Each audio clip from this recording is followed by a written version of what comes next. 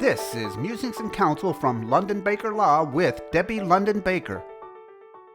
As I was kind of browsing through my Facebook feed this morning, 5:30 this morning, Shriner, I came across a memorial. It was a reminder of a friend that had passed away, I guess earlier than we would expect.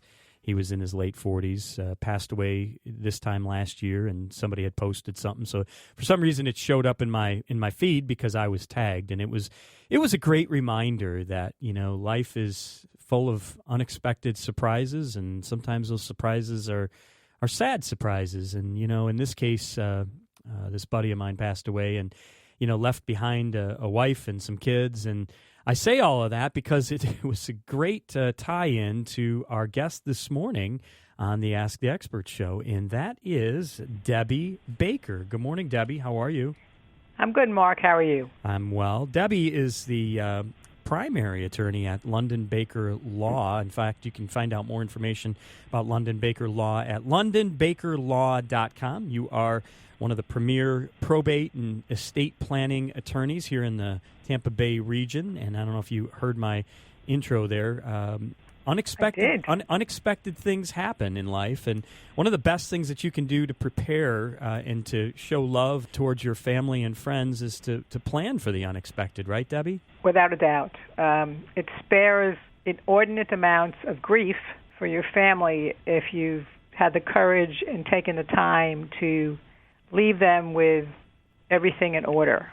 I think a lot of people initially think of life insurance as being that way to provide for their loved ones, their family, their kids, whatever, after their departure. However, there's a lot more that goes into it, and that's what a probate and estate planning attorney does.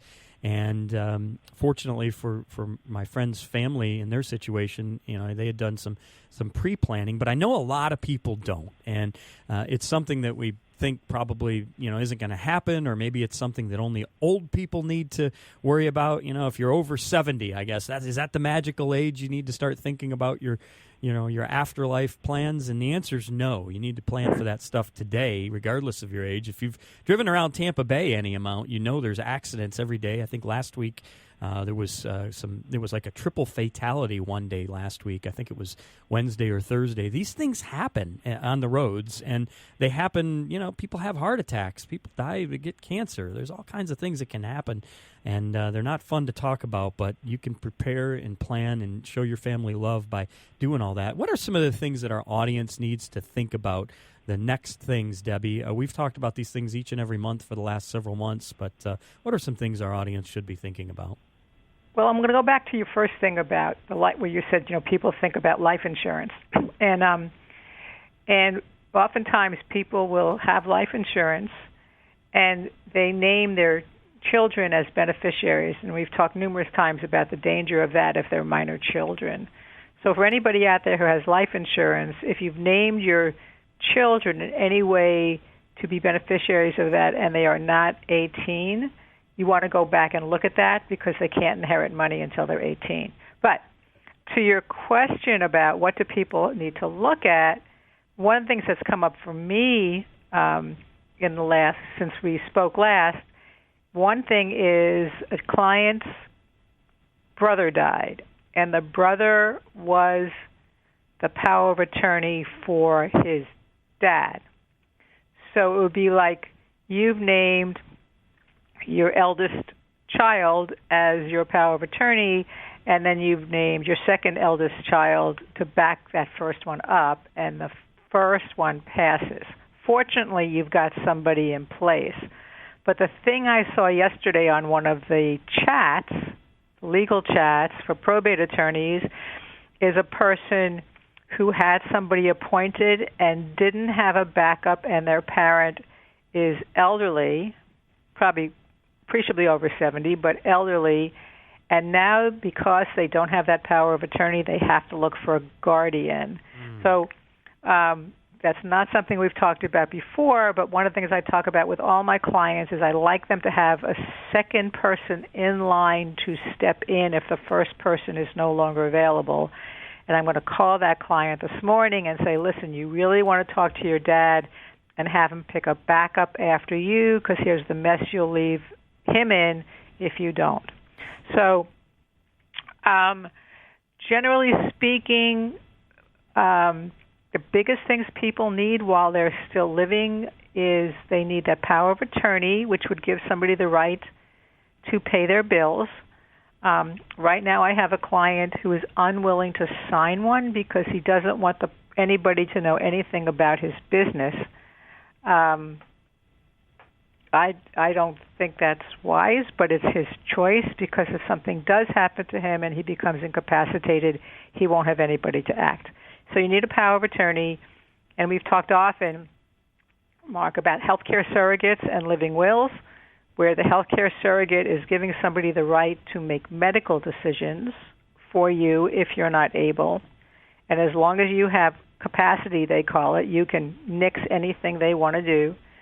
And your living will is like, how do you want to have your end of life look?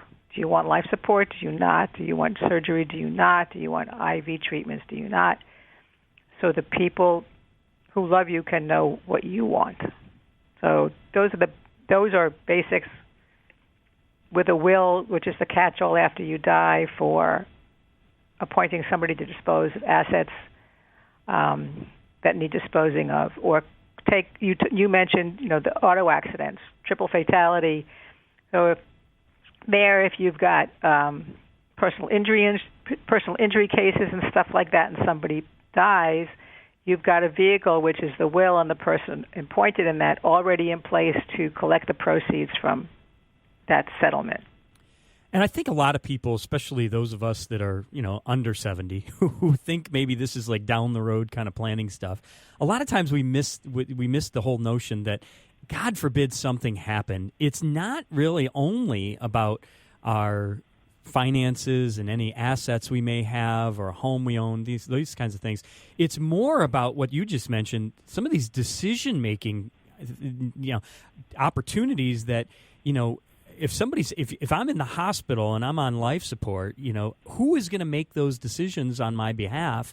And I'd like to think it would be my wife, but maybe she was in the car with me. Maybe she can't make those decisions. And so having these things kind of planned out, and I think you made a great point, Debbie, about having that backup in place as well, because if those things happen, you don't want family members, or for that matter, someone else, for that matter, having to make that decision on your behalf in the spur of the moment. You need to have that stuff kind of laid out on paper.